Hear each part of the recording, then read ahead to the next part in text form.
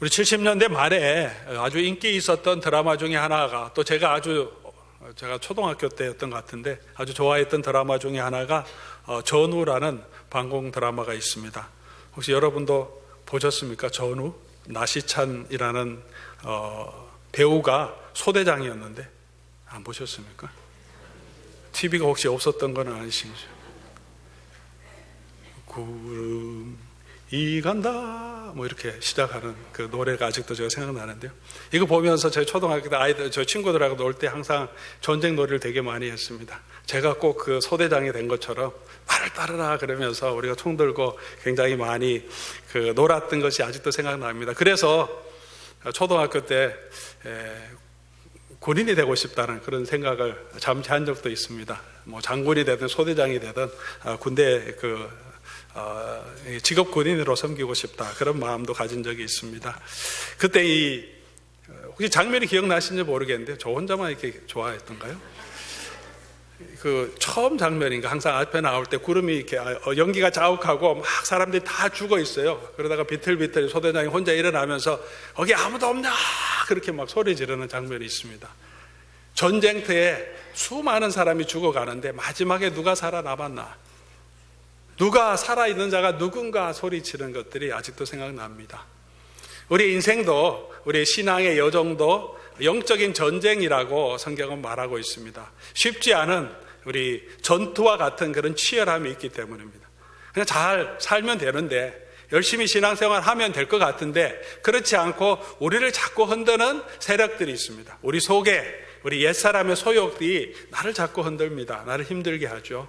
자꾸 욕심이 생기게 하고 자꾸 불만을 가지게 하고 내 중심으로 생각하게 만들고 그렇게 우리를 자꾸 흔듭니다.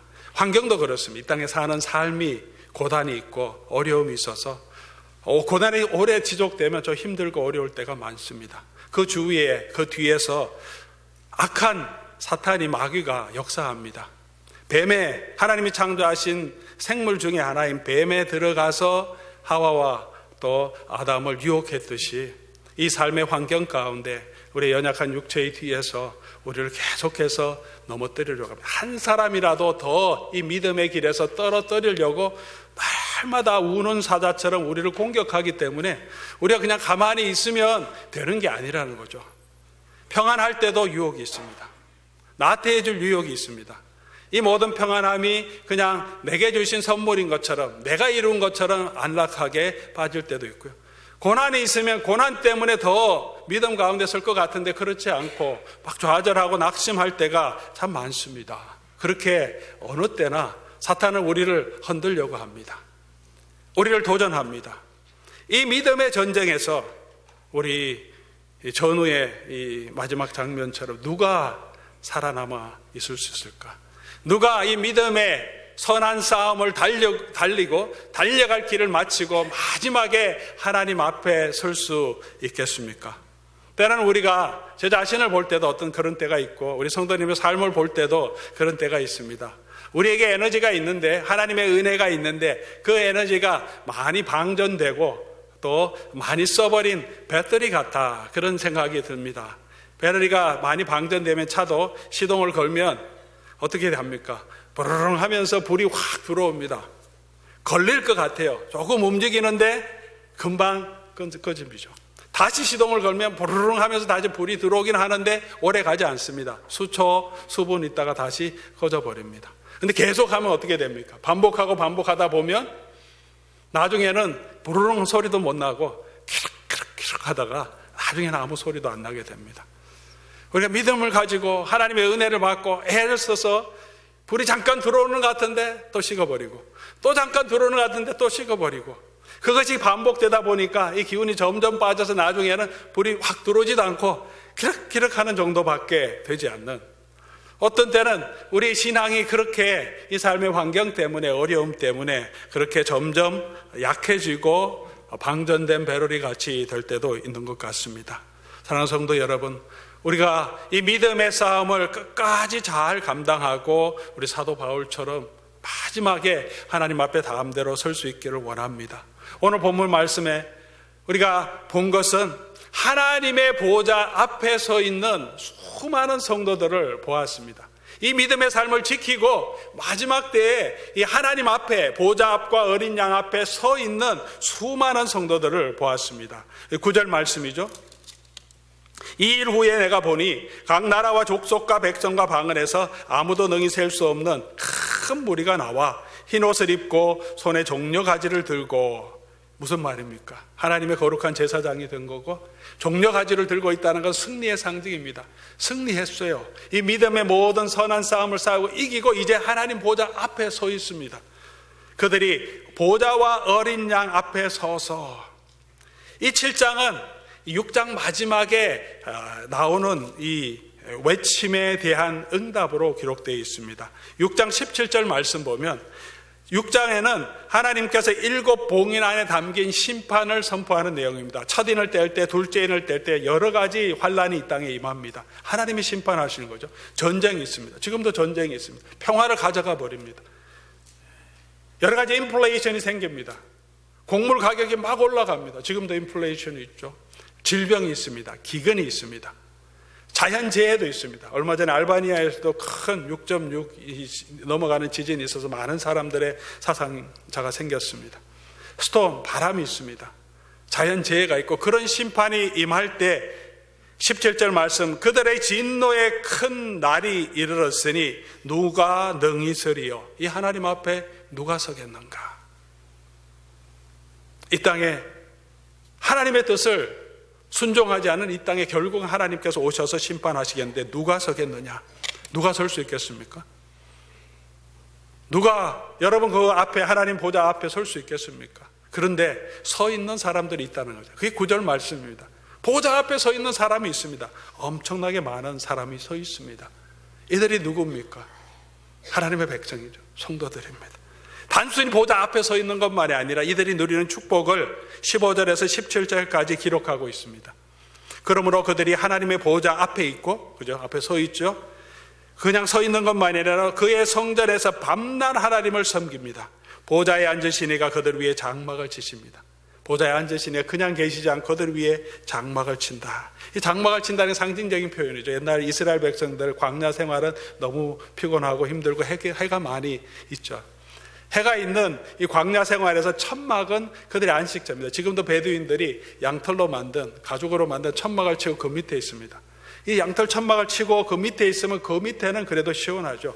그늘만 있으면. 그렇게 해나 뜨거운 기운에 이게 힘들고 커덕커덕거릴 때 그 피난처가 되어주신다는 거죠. 해나 아무 뜨거운 기운이 상하지 아니하리라. 목마르지도 않고 이는 보좌 가운데 계신 어린 양이 보좌 안에 계시니, 보좌에 앉으시니, 보좌 가운데 계시는 어린 양이 이들에게 축복의 복을 주시고 목자가 되어주시고 생명수 샘으로 인도하신다. 갈증 날 때, 갈증 시원한 생수가 얼마나 좋습니까?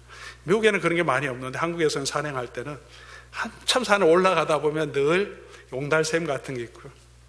또 절간 앞에 보면 또 물이 이렇게 샘물이 있어요. 약수가 있어요. 얼마나 시원합니까? 광천수, 어떤 때는 아주 탄산 가스 같은 것도 있고 시원하게 그런 생명수가 되어주시고 우리의 영혼을 새롭게 해주시고, 하나님께서 맨 마지막에 이 말, 그들의 눈에서 모든 눈물을 씻어줄 것이라. 세상 살면서 우리에게 눈물이 얼마나 많습니까? 아픔이 얼마나 많습니까? 하나님 은혜 가운데 있지만 고난이 많습니다. 그런데 하나님께서 마지막 그때 우리의 눈물을 씻어줄 거다. 울고 힘들어할 때 옆에서 눈물 씻어주는 사람이 있을 때, 안아주는 사람이 있을 때 얼마나 우리에게 위로가 됩니까? 보좌에 앉으신 어린 양이 이 인생의 모든 고난, 믿음의 길을 다 달려간 후에 하나님께서 우리를 덮어주시고 위로해 주시고 그 눈에서 눈물을 씻어줄 거다. 단순히 눈물만 닦아주는 게 아니라 우리 속에 있었던 상처, 아픔, 그 느꼈던 모든 억울한 것들, 분한 것들을 다 해결해 주시고 더 이상 눈물이 솟아나지 않고 정말 우리 속에 기쁨이 솟아날 수 있도록 하나님께서 우리의 영혼을 새롭게 해주신다. 그 은혜의 자리로 우리를 이끌어 주신다. 보좌에 앉아 보좌 앞에 서 있는 자들이 누리는 축복이라는 거죠. 누가 설 것이냐. 오늘 그 서 있는 사람의 모습을 보여줍니다. 이 사람들이 어떤 특징을 가지고 있는지 우리가 한번 살펴보면서 저와 여러분들도 정말 우리의 믿음을 지키고 마지막 때에 하나님의 보좌 앞에 서서 하나님이 주시고 예비하신 이 영원한 축복과 안식과 위로를 함께 누리는 하나님의 귀한 백성이 되기를 간절히 소원합니다. 오늘 본문 말씀 너무나 얘기하고 설교할 내용도 많습니다. 7장 1절부터 우리 17절까지. 그러나 오늘 집중해서 이 보좌 앞에 서 있는 이 사람들이 어떤 사람인가, 어떤 축복을 받았기에, 어떤 사람이기에 이런 은혜와 축복을 받았는지 우리 세 가지로 살펴보려고 합니다. 먼저 첫 번째로 우리가 살펴볼 것은 이 사람들은 셀 수 없이 많은 사람들이라고 말합니다. 수많은 사람들, 아무도 능히 셀 수 없는 큰 무리가 보좌 앞에 서 있습니다. 누가 그 이 앞에 설 것이냐 하는 안타까움으로 성도는 하나님 앞에 기도하고 있습니다. 하나님의 진노의 날에 누가 설 것이냐. 이 세상 사람도 설 사람이 아무도 없고 믿음 안에 있는 성도들도 참으로 누가 하나님 앞에 설 것이냐 하는 두려움이 있었던 것입니다. 왜냐하면 그 당시에 너무나 핍박이 많이 있었기 때문에 그렇습니다. 사람의 숫자도 많지 않습니다. 교회도 숫자가 많지 않습니다. 교회는 그 당시에 신흥 종교와 같은 것입니다. 유대교도 아니고 유대교에서 분리해 나왔는데 이방인 중에서 예수를 믿는 사람들이 모여서 이제 교회가 생성됩니다. 모든 사람들은 모든 지방에는, 모든 나라와 모든 도시에는 수백 년 동안 섬기던 그들의 신이 있었습니다. 이방 숭배를 하고 있었습니다. 그 중에서 모든 나라 사람들이, 모든 그 도시의 사람들이 같은 신을 섬겨왔는데 그 중에서 구별돼서 이제는 우리는 그걸 섬기지 않겠고 나는 예수 그리스도만 섬기겠다고 나온 사람들은 몇 명 되지 않습니다. 다수 중에서 아주 소수입니다. 그런데 박해와 유혹 때문에 그 소수 중에서도 배교의 문턱에서 허덕이는 많은 사람들이 있었다는 거죠. 여러분 함께 묵상했듯이 우리 7교회 편지를 통해서 보면 하나님의 교회인데 첫사랑을 잊어버립니다. 뜨뜻미지근한 신앙을 가지고 있는 사람이 있습니다. 사탄의 회로 되어버린 데도 있습니다. 책망받는 많은 교회들이 있습니다. 그런 교회가 실제로 있었고 복음을 떠나는 사람들이 많이 있었습니다. 얼마나 외롭습니까? 적은 무리지만 함께 있어도 힘든데 교회가 흔들리고 떠나는 사람들이 생기고 누가 이 시대에 믿음을 지키겠느냐, 마지막 때에 믿음을 보겠느냐 하는 그때 그렇게 한탄하며 하나님을 바라보고 밤모섬에 유배되어서 할 수 있는 것도 아무것도 없는 꽉 막힌 현실 가운데 있는 요한에게 보여주십니다. 그 성도들에게 하나님께서 이 비전을 보여주십니다.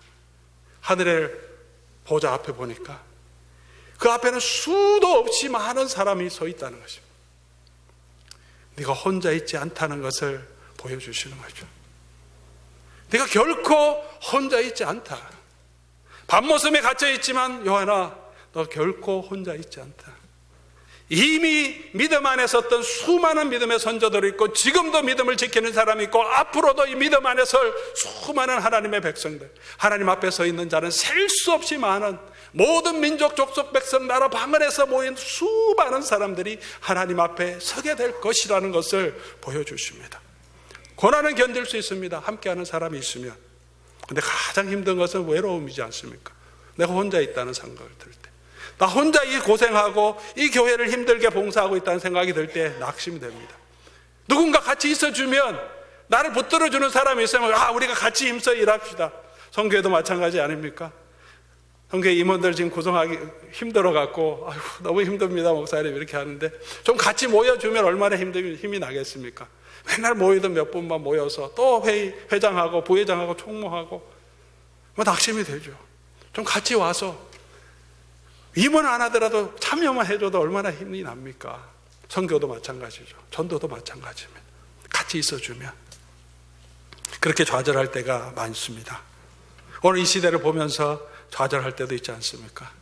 좀 교회가 또 오늘 이 시대의 목회자들이 좀 신실하게 좀 서주면 좋겠는데 전부 다 사기꾼 같고 전부 다 자기만 챙기는 것 같으면 얼마나 낙심이 됩니까? 성도들을 바라볼 때도 목회자들이 가지고 있는 자괴감들이 많습니다. 아마 성도들 사이에도 그런 마음이 들 겁니다. 그러나 그렇지 않다는 거죠.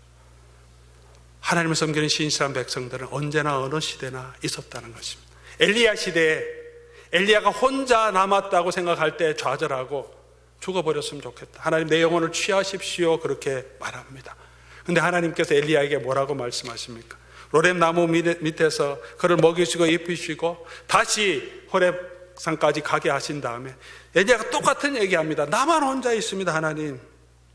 그런데 하나님께서 뭐라고 말씀하십니까? 바알에게 무릎 꿇지 않는 자 7천을 내가 남기겠다. 너 혼자 절대 있지 않다. 이렇게 암울한 세상일지라도 바알에게 무릎 꿇지 않고 입 맞추지 않은 자 7천이 있다.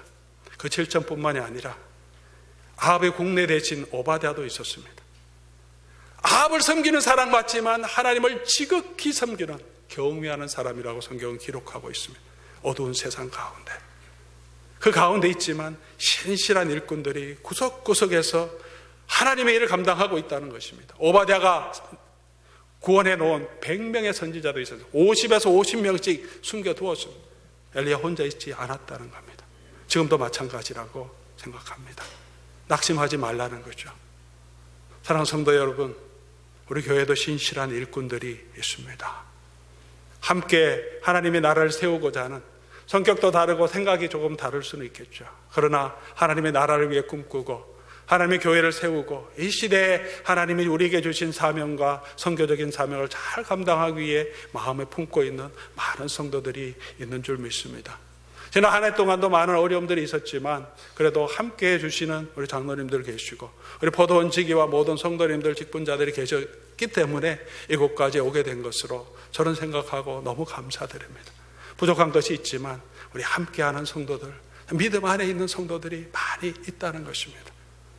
많은 지도자들이 타락한 것 같지만 제 주변에도 정말 신실하게 주의 사명을 감당하려고 하는 귀한 젊은 일꾼들이 많이 있습니다. 젊은이들 모여서 이렇게 젊은 목회자들 모여서 포럼하는 모임입니다. 한 20, 30명 지난번에 한번 모였을 때 참 저보다 한 5살, 어떤 사람 10살 젊은, 저도 이제는 이제 젊은 목사가 아니더라고요. 이렇게 우리 선배 목사님들 중에 중간에 들고 밑에 후배 목사님 많이 있는데 이 미국 안에서 이민 목회를 해가고 있는데 어려움이 많아요. 그냥 그 모임 자체가 너무나 좋다 그러면서 저 시골 그 타코마 지역 가서 워싱턴 시골에 있는 한 목사님은 그 학교가 있어서 학생들 중심으로 사역하는데 그냥 이 모임 자체가 너무 위로가 된다고 그냥 쉐어링 시작하는데 막 눈물을 흘리는 거죠. 감동해서 너무 외로웠다는 거죠. 학생들이 있고 섬기는 교회는 작은 교회에 있지만 한국 커뮤니티도 많지 않고 어디 뭐 사 먹을 데도 없고 타코마까지 올라오려면 시애틀까지 오려면 3시간 차 타고 나와야 되니까 그곳에서는 너무 외로웠는데 동료 목회자들 만나서 얘기도 하고 싶고 한데 힘들고 어려울 때 근데 이렇게 한번 모여서 같이 교제하고 말씀 듣고 고민을 나누고 하니까 그냥 처음부터 그냥 너무 감격스럽고 너무 좋다고 떠나기 싫어서 함께하는, 근데 얼마나 신실하게 주의 말씀대로 살려고 노력하는지 많은 젊은 목회자들이 그렇게 큰 교회는 아니지만 이민사회 구석구석에서 하나님의 복음을 위해서 노력하고 애쓰고 기도하는 일꾼들이 있다는 것입니다. 그것뿐만 아니라 하늘에는 허다한 증인들이 이미 믿음 안에 선 수많은 일꾼들이 서 있다는 것입니다. 낙심하지 말고 그 영광의 하나님 나라를 바라보고 그들과 함께 우리가 동참해서 하나님 앞에 찬양과 경배를 올릴 그날을 사모하면서 믿음 안에 굳건히 서가는 저와 여러분 될 수 있기를 주님의 이름으로 간절히 소원합니다. 두 번째로 이들은 환난에서 나오는 자들이라 그렇게 말합니다. 14절 말씀 보니까 누구냐? 장로들이 물어서 아유 당신이 아십니다. 요한이 대답합니다. 장로님들이 얘기합니다. 그 환난에서 나오는 자들인데, 이는 환난에서 나오는 자들인데 환난을 면한 자들이 아니고 보좌 앞에 서 있는 이 사람들, 승리의 계가를 부르는 이 사람들은 환난을 통과해서 나오는 사람들입니다. 하나님 우리를 환난을 면하게 해주시지 않고 환난을 통과할 수 있는 힘을 주시는 분이십니다. 사도행전 14장 22절에 사도 바울이 고난 가운데 성도들에 이렇게 말합니다. 제자들의 마음을 굳게 하여 믿음에 머물러 있으라 권하고 우리가 하나님의 나라에 들어가려면 어떻게 합니까? 많은 환난을 겪어야 하리라. 하나님의 나라에 들어가려고 하면 성령의 충만함도 얻게 되고 하나님 주시는 위로도 얻게 되지만 또한 많은 환난도 겪어야 할 것이다. 저와 여러분에게도 많은 환난이 있을 것입니다. 지금 힘들고 어려우신 분도 많이 계십니다. 하나님께서 함께 하실 것입니다. 그러나 또 앞으로 또 다른 일들이 있을 겁니다. 또 다른 환난이 있을지 모릅니다. 우리가 하나님 나라에 들어가려고 하면 많은 환난을 겪어야 하십니다. 시편 23편 다윗의 고백이죠. 너무나 아름다운 찬양시입니다. 다윗의 고백만이 아니라 모든 성도들의 고백입니다. 푸른 초장 맑은 물가로 인도하실 때도 있습니다. 의의 길로 하나님 인도하시지만 사망의 음침한 골짜기도 있습니다. 하나님이 인도하신 게 아니라 우리가 다 양 같아 제 길로 가려고 하다가 사망의 음침한 골짜기에 빠질 때도 있습니다. 제게 가장 큰 은혜가 되었던 늘 이 시편 23절 묵상하면서 전에도 한번 나눈 적이 있지만 4절이죠. 사망의 음침한 골짜기로 다닐지라도 해를 두려워하지 않을 것은 주께서 나와 함께 하신다. 주님이 바로 그 자리에 함께 찾아오셔서 나와 함께 하신다. 사망의 음침한 골짜기인데. 근데 이 말씀을 준비하면서 이번 주에 다시 시편 23편을 묵상하면서 또다시 은혜 주신 것은 4절을 넘어서서 6절의 말씀이었습니다. 나의 평생에 주의 선하심과 인자하심이 정녕 나를 따르리니. 주의 선하심과 인자하심이, 여기서 따른다는 말은 pursue, 추적한다는 말입니다.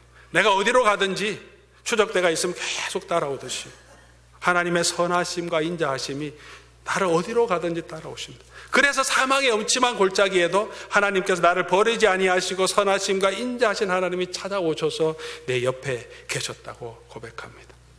다윗은 이 하나님의 선하심을 맛보아 알지어다 라고 고백합니다. 언제 다윗이 이 하나님의 선하심을 맛보아 알았다고, 맛보아 알라고 말합니까? 시편 34편에 나오는 이 구절인데요, 그 헤드라인 설명을 보면 다윗이 블레셋 왕 아비멜렉 앞에서 미친 채 하다가 나온 다음에 만든 노래, 그렇게 말합니다. 다윗의 인생에 고난이 많이 있었습니다. 영광도 있었지만 인간적으로 제가 다윗의 삶을 쭉 추적해 볼 때 가장 인간적으로 비참하고 외로웠던 때가 바로 이때가 아니었을까 생각합니다. 물론 압살롬의 반란에 있어서 마음이 아프기도 했지만 그래도 그때는 함께하는 사람도 있었는데 어디 갈 데가 없었어. 그들의 원수였던 블레셋 땅으로 망명할 수밖에 없습니다. 그 주위에 어느 곳에 있어도 사울의 추격대를 피할 수가 없어서, 그들의 가족의 안전을 지킬 수가 없어서, 자기 생명을 지킬 수 없어서 블레셋으로 갑니다. 그 마음이 얼마나 아팠겠습니까? 원수의 나라에 망명합니다. 그곳에 갔더니 다시 그를 모함하는 세력들이 있습니다. 다윗 죽여야 된다고. 그래서 미친 척합니다. 이 남자가 다른 사람 앞에서 추염에 침을 흘리고 미친 척하는 게 얼마나 비참한 일입니까? 당대의 영웅이었는데, 골리앗을 죽인 영웅이었는데, 미치지도 않았는데 갈 데가 없어서 미친 척하고 밖에 나오는데, 그때 만든 노래라 그러는데 내가 여호와의 선하심을 맛보아 알지어다. 바로 그때 그 자괴감 들고 안타까운 순간에 그는 하나님의 선하심을 맛보았습니다. 지금도 나를 붙들고 계시고, 하나님이 나를 붙들고 계시고, 그의 선하심은, 그의 loving kindness, 헤세드라고 하는 하나님의 선하심은 나를 떠나지 않는구나. 그 고통 가운데 좌절하지 않고 그 선하심을 맛보아 알았기 때문에 그가 이 찬양을 쓸 수 있었고, 주의 선하심과 인자하심이 정녕 나를 따르리니 이렇게 고백할 수 있었을 것입니다. 사랑하는 성도 여러분, 우리 힘들고 어려운 믿음의 도전들이 많습니다. 놓아버리고 싶고 포기해버리고 싶고 마음대로 해버리고 싶은 그런 마음이 많습니다. 오늘 이 순간에도 선하신 하나님, 인자하신 하나님, 저와 여러분과 함께 하십니다. 그 하나님의 선하심과 인자하심이 정녕 나를 따르리니, 정녕 나를 따르니, 그러므로 내가 여호와의 집에 영원히 거하리로다. 이 거하리로다 하는 이 단어는 사바트라는 단어를 씁니다. 안식한다는 단어. 내가 여호와의 집에서 안식할 것이다. 오늘 이 본문에서 나오는 것처럼 하나님 보좌 앞에 있는 자에게 하나님께서 장막을 베풀어 주시고 그 안에 품어주시고 생명수를 주시고 눈물을 닦아주시고, 그게 뭡니까? 영적인 가장 평안한 완전한 샬롬, 평강, 안식을 우리에게 주신다는 것입니다. 베드로전서 5장 10절의 말씀입니다. 모든 은혜의 하나님 곧 그리스도 안에서 너희를 부르사 자기의 영원한 영광에 들어가게 하신 이가 잠깐 고난을 당한 너희를 친히 온전하게 하시고 굳건하게 하시고 강하게 하시고 견고하게 하시리라. 네 가지 단어 쓰죠. 온전하게 하시고 강하게 하시고 굳건하게 하시고 견고하게 하시다. 이 고난 가운데 믿음으로 주 안에 서 있을 때 하나님께서 보호자에 앉으시니까 우리를 견고하게 강하게 지켜주실 것입니다. 이 환난을 통과한 자들이 하나님 앞에서 찬양하고 있다는 것입니다. 저와 여러분들도 이 찬양에 동참할 수 있기를 주님의 이름으로 간절히 소원합니다. 어떻게 우리가 이 또 고난을 견딜 수 있는가? 세 번째 포인트입니다. 이들은 큰 환난에서 나오는 자들인데 어린 양의 피에 그 옷을 씻어 희게 한 자들이다. 예수 그리스도의 보혈의 은혜로 말미암아 속량함을 받은 자들이다. 그렇게 말합니다. 계시록 5장 9절에서 10절 말씀 보면 어린 양이 나타납니다.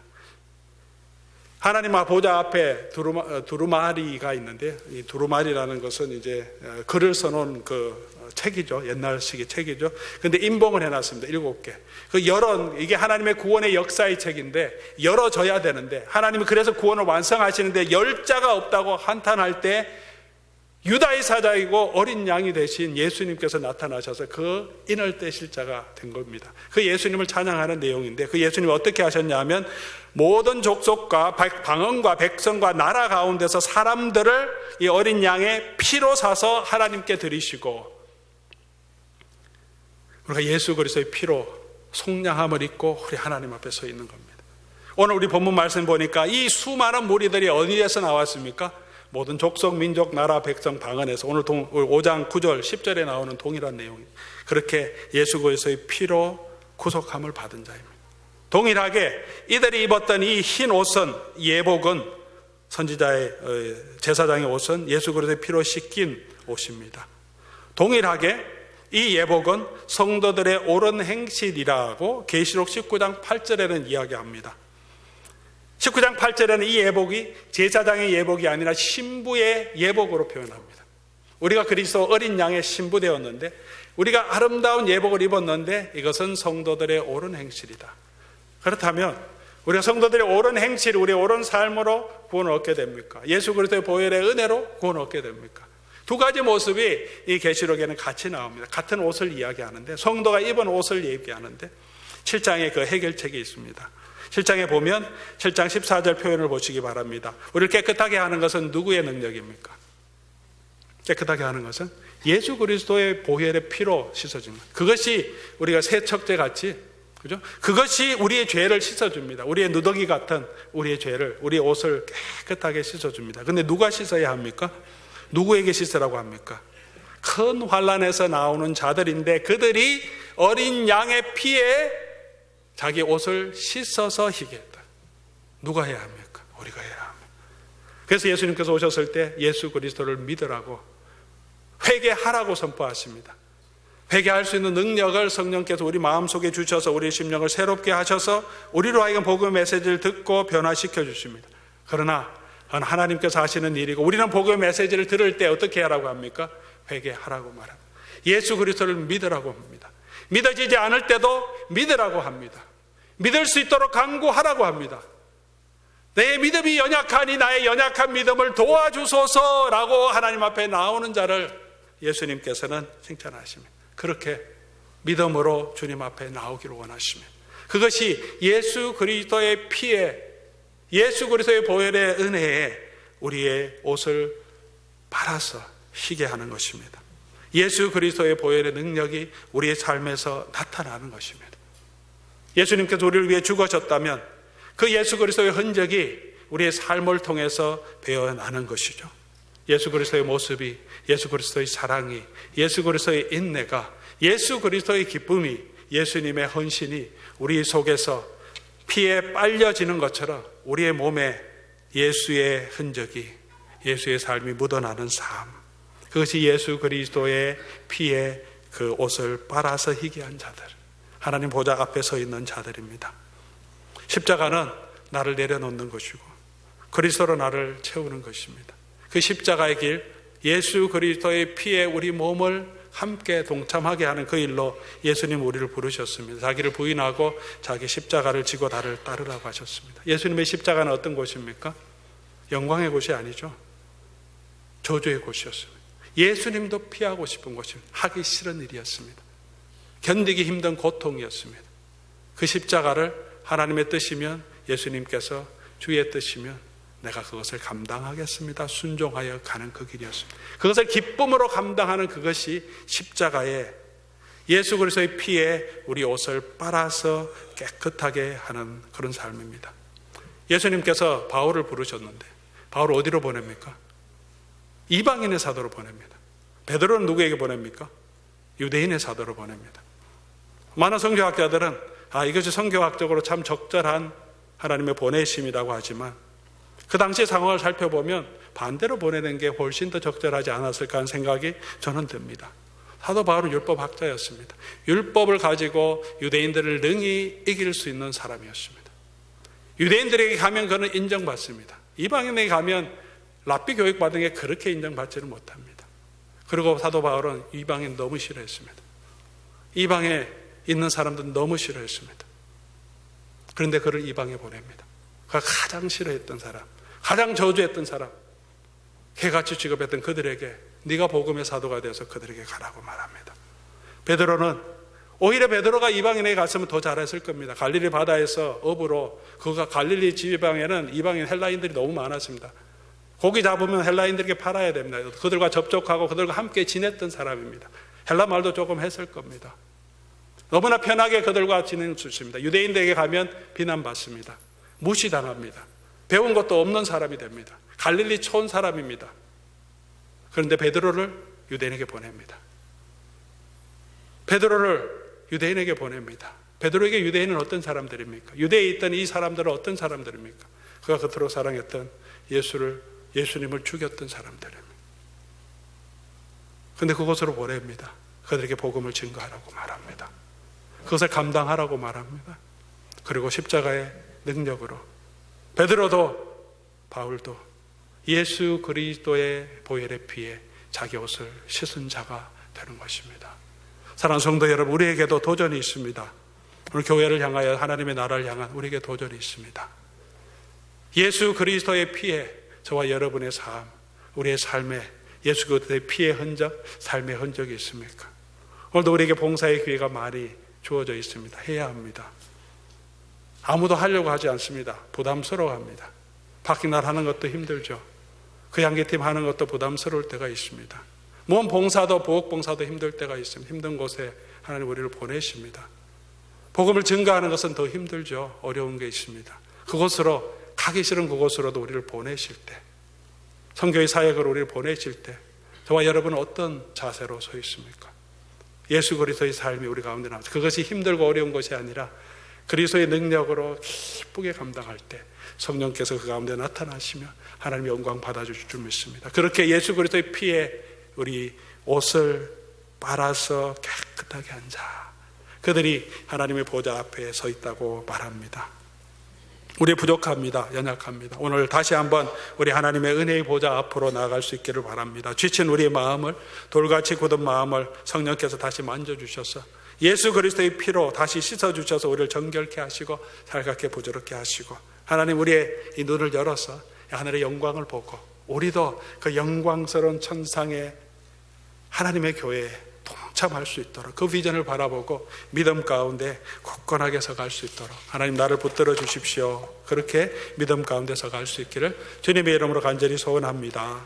우리 오늘 찬송 같이 한번 하면서 우리 하나님 앞에 우리 간구, 우리 기도를 드렸으면 좋겠습니다. 십자가 그 사랑, 오래된 찬양이지만 너무 더 이 말씀과 잘 맞는 찬양인 것 같습니다. 멀리 떠나서 무너진 나의 삶 속에 잊혀진 주원의 하나님 다시 회복시켜 주십시오. 돌같이 굳은 내 마음에, 봉사가 힘들고 섬김이 힘든 내 마음을 어루만지사 다시 일으켜 세워주셔서 주를 사랑케 하시고 내 삶에 예수 흔적 남게 해주십시오. 나를 보호하시고 나를 붙들어 주십시오 하는 마음으로 우리 함께 우리 하나님 앞에 찬송 드리겠습니다.